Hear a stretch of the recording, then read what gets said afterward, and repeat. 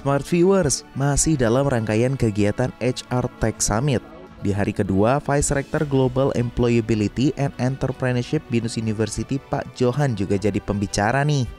Pak Johan membawakan materi Shaping Tomorrow's Workforce University Industry Collaboration for Talent Readiness. Apa aja sih yang dijelasin sama Pak Johan? Nih, aku jabarin. Pak Johan ngejelasin dua sisi yang sering kali nggak ketemu dari kacamata perusahaan dan job seeker.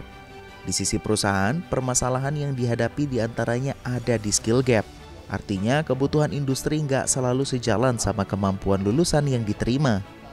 Tapi bukan cuma soal skill teknis loh ya. Perusahaan sekarang juga ngejadiin value dan integrity sebagai patokan utama dalam menerima talenta baru. Nah, beda lagi dari sisi job seeker yang saat ini mulai didominasi Gen Z. Standar mereka dalam cari kerja sudah bergeser, Smart Viewers. Mereka nggak cuma cari perusahaan yang bonafit, tapi juga memiliki culture yang sehat, ruang pengembangan diri, dan tentu saja soal gaji yang nggak bisa diabaikan.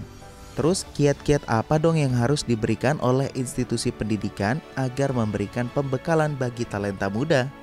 Ya, tentunya sebagai institusi pendidikan tinggi, ya BINUS itu harus melakukan link and match.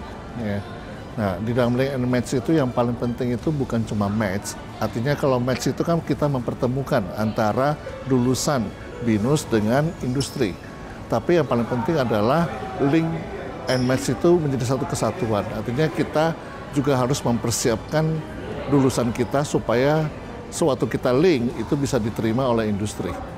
Nah, artinya BINUS harus memperhatikan apa yang menjadi kebutuhan dari industri. Kalau kita lihat saat ini, industri ternyata tidak hanya melihat faktor dari hard skill ataupun soft skill. Sekarang mulai muncul faktor yang lain yang dilihat itu adalah value atau karakter dari lulusan perguruan tinggi. Nah, sehingga dengan memahami kebutuhan dari industri, maka diharapkan sebagai institusi pendidikan tinggi, sebagai terminal terakhir mahasiswa untuk bisa bekerja di perusahaan itu, maka kita harus melakukan persiapan-persiapan.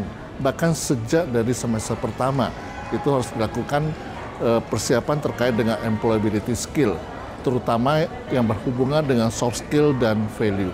Dengan adanya beberapa problem antara perusahaan dan job seeker, pastinya perusahaan perlu memiliki strategi untuk mengayomi karyawan agar bisa sustainable di salah satu perusahaan. Ya, dan sebaliknya perusahaan juga sewaktu menerima lulusan dari perguruan tinggi, tentunya harus melihat generasi dari lulusan. Karena setiap generasi itu memiliki sifat-sifat pembeda atau kebiasaan-kebiasaan yang berbeda. Nah, jadi kalau perusahaan itu bisa memahami generasi dari lulusan perguruan tinggi, maka bisa melakukan antisipasi-antisipasi terlebih dahulu. Sehingga bisa disesuaikan dengan apa sih yang sebetulnya yang dicari oleh generasi tersebut. Apa yang dibutuhkan oleh generasi tersebut. Jadi misalkan, kalau di Gen Z itu mereka lebih suka pekerjaan yang sifatnya berkaitan dengan SDG, ada hubungan dengan corporate responsibility. Nah, mungkin perusahaan-perusahaan itu saat ini sudah harus fokus memperbanyak kegiatan-kegiatan seperti itu sehingga menarik minat dari lulusan untuk bekerja di perusahaan.